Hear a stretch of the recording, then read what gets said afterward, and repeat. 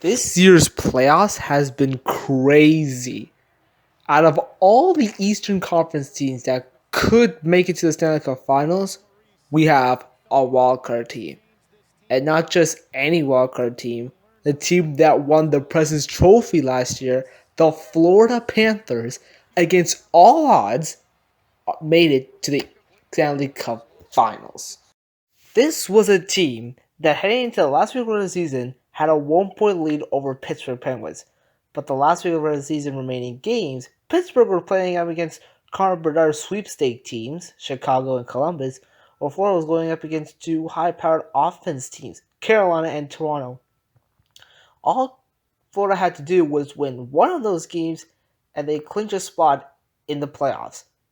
However, they lost to Carolina 6-4, and before that, they lost to Toronto in overtime. But they did get a point, so which was huge because on the other side, Pittsburgh, who had a 16-game playoff streak on the line every year, lost both games. They lost one in overtime to Columbus, and unfortunately, Pittsburgh's playoff streak ends, and Florida makes it to the playoffs against all odds. This year's playoff scenarios were crazy.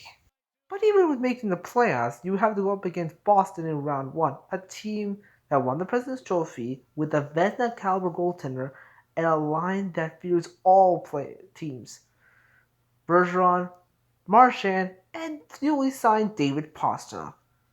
It looked like this was going to happen. A 3-1 series lead. Alex Lloyd struggling. Turned to Sergei, looking like this is game over. Well, the Panthers had other ideas. They won Game 5, winning a share in Game 6, shootout meaning goals. And in Game 7, survived with a goal from Brad Montour to seal it in overtime by Connor Verhaeghe when the Boston Bruins switched to another netminder in Jeremy Swayman. So against all odds, they beat the best team in the NHL, which happens because no President's Trophy team has made the finals since the Chicago Blackhawks in 2013. Well, he showed up. He only gave up 2 goals all series long in every game. He doesn't give up more than 3. And against a Toronto team with a core 4 in Tavares Matthews, Nylander, and Mitch Marner. And despite some questionable calls in Game 5, Florida still managed to pull out the win and move on to round 3. So they win round 1. They win round 2. Two of the best Atlantic teams this season. But what about the Metro team, the Carolina Hurricanes, a team resembles defense and a team that resembles stable goaltending? Unfortunately, Florida has a stable goaltending in Sergei Bobrovsky, and he shut this offense down. Sergei Bobrovsky gave up 2 goals in round 1, 1 goal in round 2, no goals in round 3, and 3 in round 4. He gave up a total of 6 goals in this matchup against the Carolina Hurricanes. This is a high-powered offense in Carolina, and they shut it down. Sergei Bobrovsky may be the best goaltender in this year's playoffs, as defined all odds. But remember one thing for Sergei Bobrovsky. His contract was made to be the worst contract with that cash because they could use it for other players.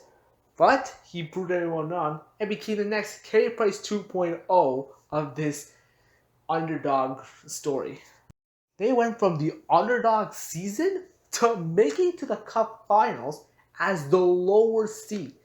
That's not the first time this team has done it. Montreal did it during the bubble season, which is when they had 53 regular season games, if my numbers are correct.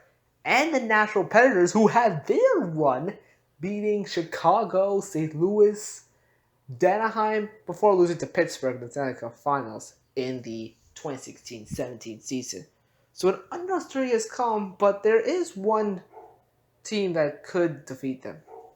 Vegas, who could move on if they win tonight, or Dallas, who have the best all-around offense with Peter Ward. Who will face them in the finals? We'll have to see who it is. Thanks for watching this video and hope you have a nice day.